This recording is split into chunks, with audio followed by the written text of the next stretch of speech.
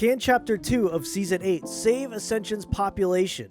We're going to look back at what went wrong with Season 8, and we're going to look forward to what we can expect from Chapter 2. Let's jump right into it.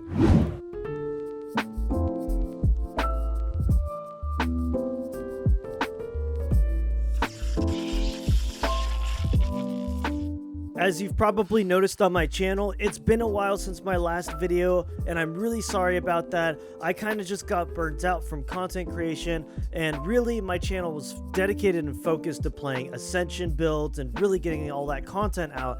And when I wasn't enjoying it anymore, I just kind of had the motivation, drain out of me to make more content. But I did want to make this video because I want to talk about Ascension and where it's at right now. And truth be told, I've honestly just been enjoying Dragonflight a lot, so kudos to Blizzard for putting out a pretty decent expansion for once. So about a month ago, I ran a poll here in the community section of my YouTube page, and I asked you guys, are you still playing Ascension Season 8?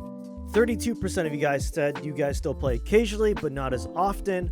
21% of you guys said you still play a lot, and then 48% said, nope, you're completely burnt out and playing other stuff. Now, I realize this is a very, very small sample size of 92 votes, so it's not a lot of people, but I do think this does confirm what I've been thinking for the past couple months now, that Ascension Season 8 just hasn't been what people I think were really looking forward to. Now, the reason why Season 7 was cut short in the first place, if you remember, we didn't even get to the last tier we were supposed to get to, was because the population had dropped off so drastically.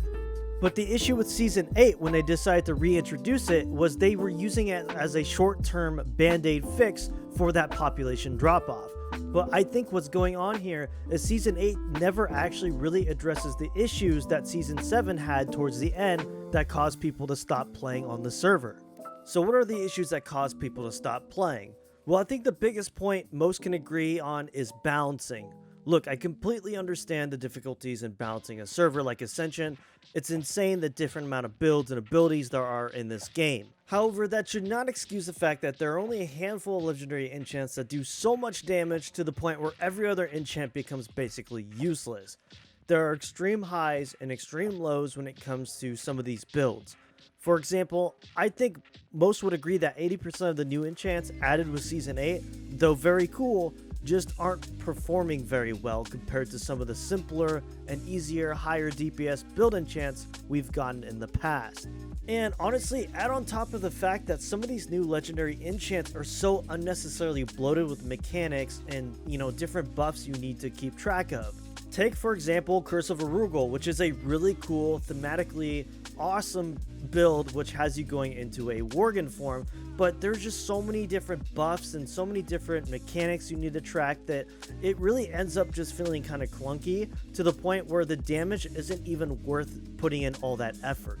Frankly, there's a reason most people are just sticking with Consecrated Strikes, One with the Light, and just those simpler builds because they're really just easier to play and do so much damage. Another big issue that I think they tried to address with Season 8 that carried over from the end of Season 7 was the PvP community. I think just the balancing overall affects the PvP side as well. And I think, I think recently there haven't been as many people in the PvP community, and I really do think that has caused the server to go on a decline in population. So those are some of the major issues that carried over from Season 7 over to Season 8, and I don't think were addressed super well. But add on top of the fact that I think Season 8 was used as a short-term band-aid to get the community back into playing the server, even though there really wasn't too much content with Season 8, and I kind of figured this would be the case.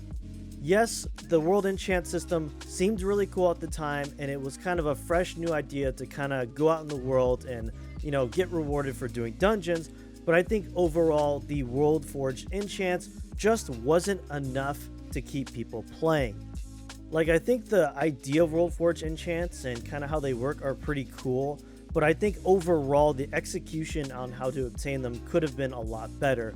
I think it would have been really cool to have been rewarded these World Forged Enchants by doing some custom cool storyline or quest line, or just going out and doing some really cool puzzle stuff, or just custom made content.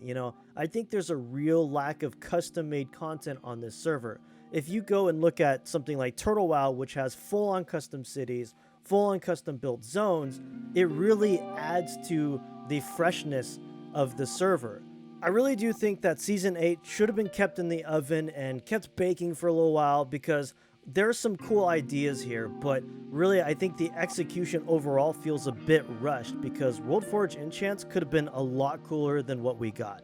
And really, I think that just goes back to the fact that Season 7 was hemorrhaging players, and they really wanted to get as many players short term as possible, especially with Dragonflight around the corner at the time. So I think that's why Season 8 is the way it is now. So those have been my thoughts on Season 8 so far. However, we've gotten lots of information on what we can expect from Chapter 2, and we can really see if these changes are going to bring back the general population and make the server feel a lot better to play on. And honestly, the biggest change for me that I'm very excited for is a complete overhaul to hybrid classes. Hybrid classes are arguably my favorite builds on Ascension, so having the spell and melee hit rating rolled into one hit rating is an absolutely massive win for hybrid builds. Not only that, but the removal of expertise rating is such a massive win in my book. These are just stats that I think for a reason Blizzard got rid of is because they're just not fun. These ratings, these hit ratings, these expertise are just not fun. So I think a really great middle ground that they've found is to just roll hit rating all into one stat, and then you don't have to deal with it again.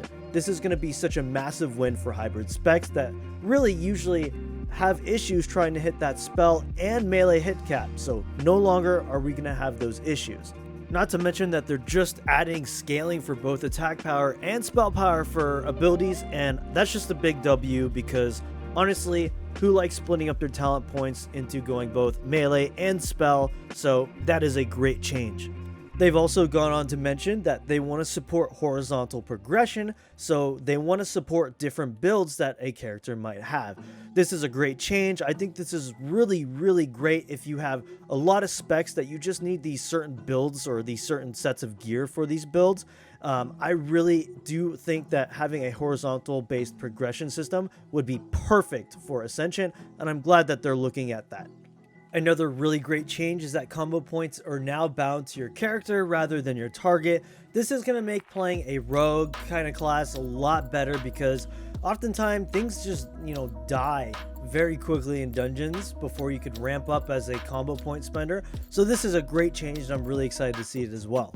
And lastly, not to mention, we're getting something like 900 plus Forged Enchants, which is like insane to think about. That is so many different enchants to mess around with.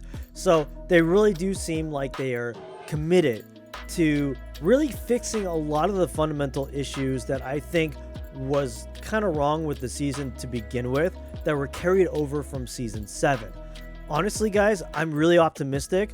I am eager to get back into Ascension. I'm eager for a reason to go back and play some new builds and hopefully have a better overall time, and not being restricted by all of these unfun mechanics like spell and melee hits and expertise.